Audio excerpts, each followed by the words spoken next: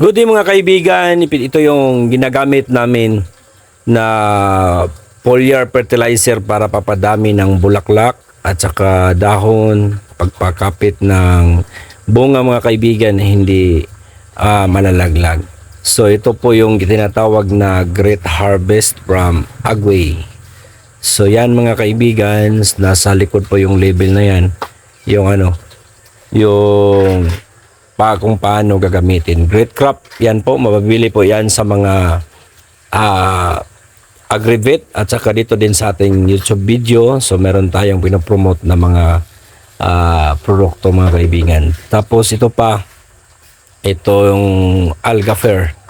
So minimix natin yan mga kaibigan para po diyan pagpadami ng bunga sa ating mga tanim na pipino. So yan ngayon mga kaibigan, share ko sa inyo ang sitwasyon sa ating pipino after natin nilagyan after 7 days.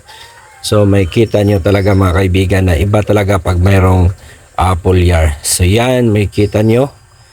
Okay, base po sa pag-prepare namin dito, okay, may kita nyo dyan na ginamitan namin ng kutsara. Nasa likod po yan mga kaibigan na yung pamaraan paano pagdilyot po, ilang kutsara at saka ilang liter na tubig. So po mga kaibigan,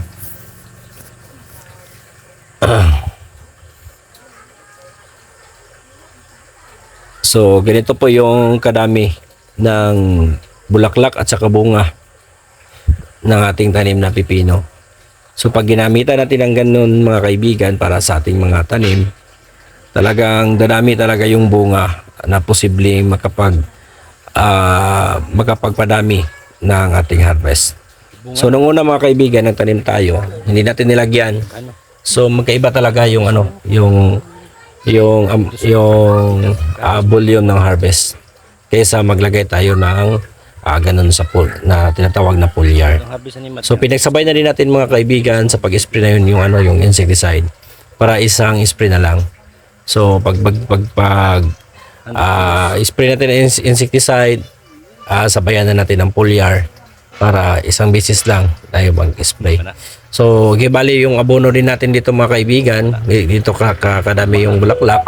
So yung abono na ginagamit natin ay 14-14 at saka yung tinatawag na potassium. So minimix natin isang latang 14-14 at saka isang latang potassium.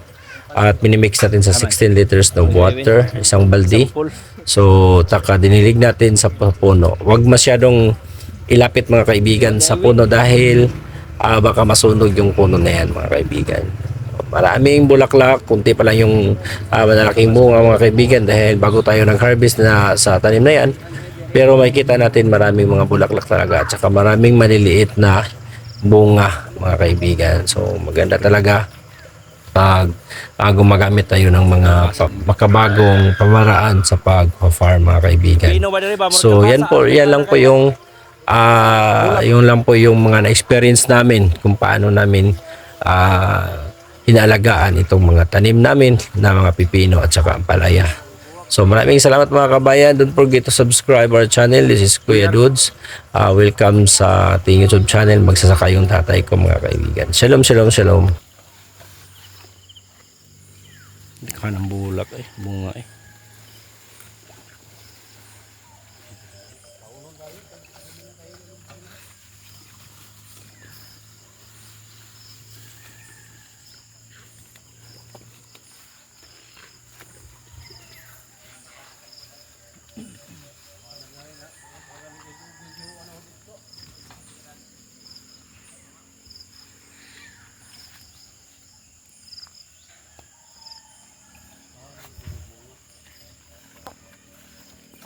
Pitan ko to gasolina itong gas cutter.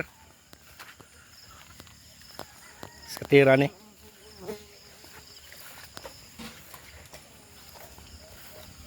Gas cutter ko niya hapon. Mustarda na po ng ulod.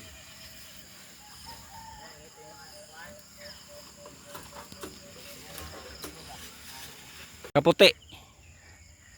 Kaputi ya umagad. Puti diri. Kasi Sprayan dito sa batong, oh. Tarihorot naman eh. Malagay, timpla pa mo sa. Nanay, tubig dito sa kabo. Pa. Tubig, Win. Kami, Win. Yog.